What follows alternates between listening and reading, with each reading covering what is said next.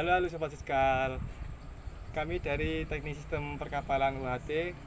Hari ini kami akan melakukan podcast mini mengenai reparasi permesinan kapal tentang turbin uap. Nah, sebelumnya saya akan perkenalkan diri. Saya Muhammad Miftahul Ahyar selaku moderator, dan di sebelah saya ada saya Dias Muhammad Maulana Ansani selaku narasumber.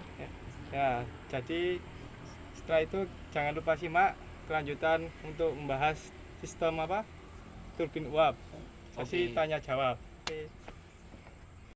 Nah, jadi gini Mas Dias, aku pengen nanya nih, sebenarnya apa sih turbin uap sebenarnya? Jadi gini Mas Ayar, Ya. turbin uap itu adalah mesin yang mengubah energi dari uap air menjadi energi yang bergerak atau tenaga gerak. Uap air yang panas dan bertekanan tinggi itu diarahkan ke sudu dan bilah turbin.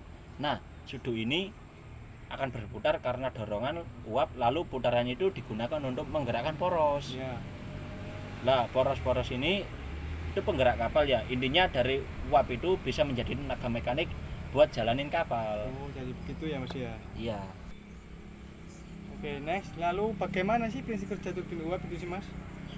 Prinsipnya itu sebenarnya sederhana sih sebenarnya. Dari uap panas masuk ke dalam turbin dan diarahkan ke sudu. Nah, karena tekanan dan kecepatannya tinggi, sudu itu jadi berputar. Uap itu memberikan dorongan atau gaya ke sudu-sudu, lalu energi panasnya itu berubah menjadi energi gerak. Energi ini disalurkan ke poros baling-baling kapal atau ke generator. Gitu. Sangat bagus. Oke, next. Berarti Mas, apa sih bedanya turbin uap aksi sama turbin reaksi? Kalau turbin uap aksi itu uap yang menyemprotkan langsung ke sudu Mas Ayar. Jadi tenaganya dari kecepatan uap. Sedangkan kalau turbin reaksi itu sendiri, uap mengalir di antara dua jenis sudu, yang diam dan yang bergerak. Di situ terjadi perubahan tekanan dan arah yang bikin turbin berputar. Reaksi ini biasanya lebih efisien tapi konstruksinya lebih kompleks gitu. Oke, paham. Turbin uap ini biasanya dipakai di mana saja sih dalam kapal Mas? Biasanya sih turbin uap ini dipakai di kapal-kapal besar Mas Ayar.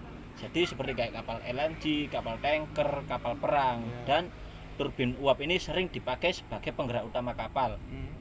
Karena mampu menghasilkan tenaga yang cukup besar dan cocok buat pelayaran yang jauh dan kayak stabil dan minim getaran gitu Mas Ayar. Oh, jadi begitu. Iya. Yuk. Kalau dibandingkan sama mesin diesel, turbin uap itu lebih unggul yang mana sih Mas? Kalau menurut saya pribadi itu turbin uap lebih halus Mas Ayar dan jarang bergetar. Jadi itu kayak bisa beroperasi secara terus menerus dalam waktu yang cukup lama.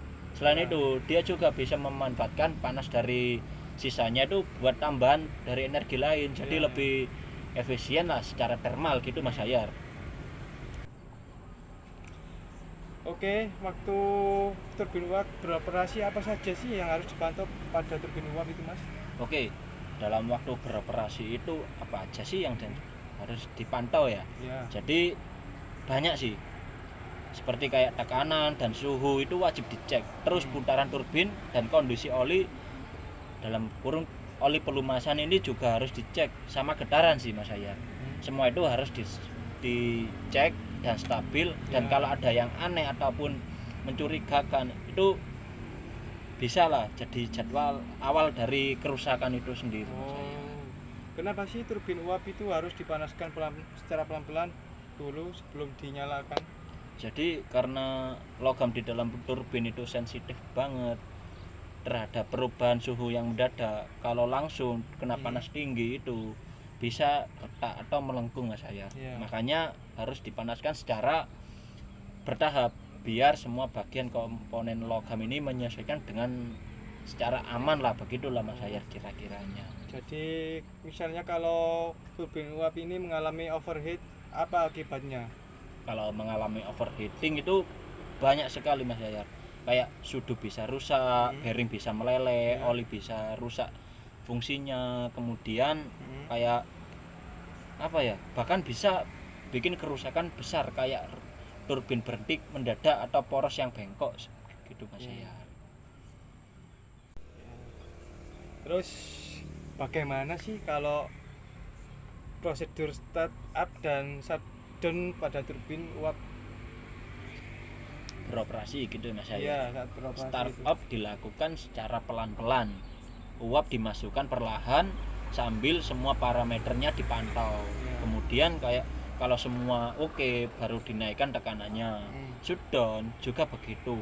Harus bertahap supaya sistemnya itu mendingin secara perlahan dan tidak merusak komponen Mas saya. Oh, ya, gitu. Ya. Ya. Jadi gini Mas, kalau rusak itu bagian mana saja yang sering kerusakan pada turbin uap? Yang sering ya gitu ya Mas Ayarnya. Umumnya sih sudut turbin itu apa ya, retak atau aus itu di bantalan aus dan ada kebocoran uap di sekitaran gland packing Mas ya. Selain itu kalau ada getaran berlebih juga bisa karena rotor nggak seimbang gitu Mas saya. Jadi begitu. Kalau mau periksa sudut turbin itu gimana sih Mas caranya Mas? Kalau memeriksanya itu jadinya pertama-tama itu dicek masa pakai mata, dilihat bentuknya normal atau enggak. Itu ya pengecekan visual biasa sih Mas Hayar. Terus pakai metode NDT itu kayak metodenya itu kayak the penetrate atau ultrasonic test gitu Mas Hayar, buat cari retakan kecil yang enggak kelihatannya sendiri gitu Mas Hayar. Gitu ya. Nah, untuk metode NDT itu contohnya bagaimana sih Mas? NDT ya, ada beberapa yang paling umum dari NDT itu seperti depenetrate test, yaitu buat retakan di permukaan, kemudian ultrasonic test itu buat bagian dalam logam, dan sama magnetic particle test. Kalau bahannya itu bisa ditarik dengan magnet Mas saya. Jadi kenapa pelumasan itu sangat penting pada turbin uap? Jadi pelumasan sangat penting dalam turbin uap itu karena turbin itu berputar dengan cepat banget sih Mas Hayar. Kalau nggak ada pelumas, gesekan antara komponen itu bisa tinggi dan bisa panas dan cepat rusak. Dan oli juga bantu bersihin partikel halus dari gerakan-gerakan tadi dan juga jaga suhu tetap stabil sih Mas Hayar. Biar aman saja Mas. Siap ya, biar aman begitu. Kalau terjadi overhaul itu pada turbin itu gimana sih prosesnya itu? Kalau terjadi overhaul di dalam turbin itu, pertama turbin itu dimatikan dan didinginkan.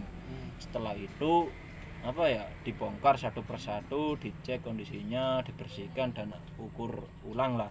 Komponen rusaknya itu juga harus diganti. Kemudian lalu turbin itu dirakit kembali sih dan diuji coba lagi sebelum dipakai lagi gitu Mas saya. Untuk menurut Mas Dias sendiri, bahaya nggak sih pengoperasian turbin uap pada kapal? Itu bahaya banget sih Mas. Jadi kenapa saya bilang bahaya? Kalau tidak sesuai prosedur, uap tekanan itu gimana ya? Uap tekanan tinggi itu bisa bocor dan menyebabkan luka serius Mas saya. Kalau meledak bisa bahaya besar, dan makanya semua prosedur itu harus dipatuhi dan operator juga harus terlatih dan bersertifikat gitu Mas saya. Oke, next Mas Dias, kalau mau bongkar turbin itu apa saja sih tindakan yang harus mencakup dengan keamanannya? Untuk tindakan keamanannya sih itu pertama-tama pastiin tekanannya udah nol Mas ya.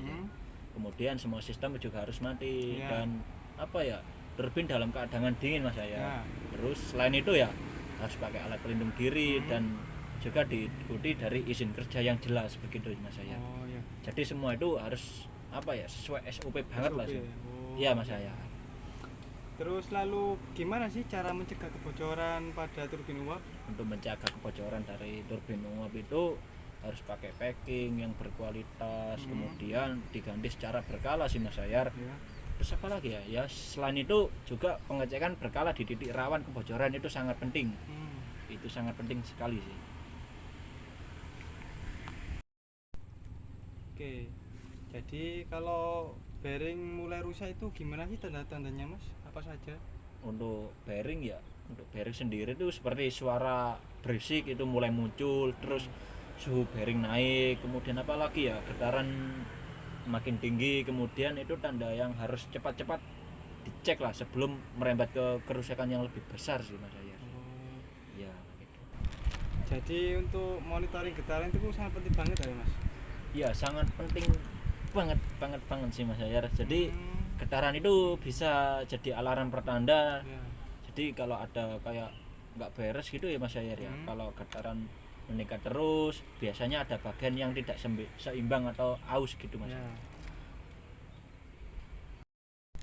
Sekarang untuk pertanyaan terakhir, jadi kan banyak kan sekarang kapal-kapal yang modern, dan apa sih tantangannya untuk merawat turbin uap yang ada di kapal modern? Tantangannya sendiri itu apa ya? Tantangannya tuh di sini tuh dari teknologi dan suku cadang sih Mas Ayar. Ya. Seperti kayak alat-alat sekarang ini kan makin canggih dan butuh juga orang yang paham mengenai sistem digital. Jadi terus suku cadang itu untuk turbin model itu juga apa ya, juga lama juga makin langka gitu sih Mas Ayar sih. Begitulah kira-kira. Oh ya. Halo sobat-sobat teknik sistem perkapalan. Jadi itu aja yang sudah kita bahas dari podcast mini kami. Apabila ada kekurangan dan salah kata, kami mohon maaf sebesar-besarnya. Terus tujuan itu tadi untuk menambah wawasan kita sebagai apa? Untuk kedepannya apa sih itu turbin uap dan bagaimana sih cara kerjanya turbin uap itu dari Mas Dias tersebut.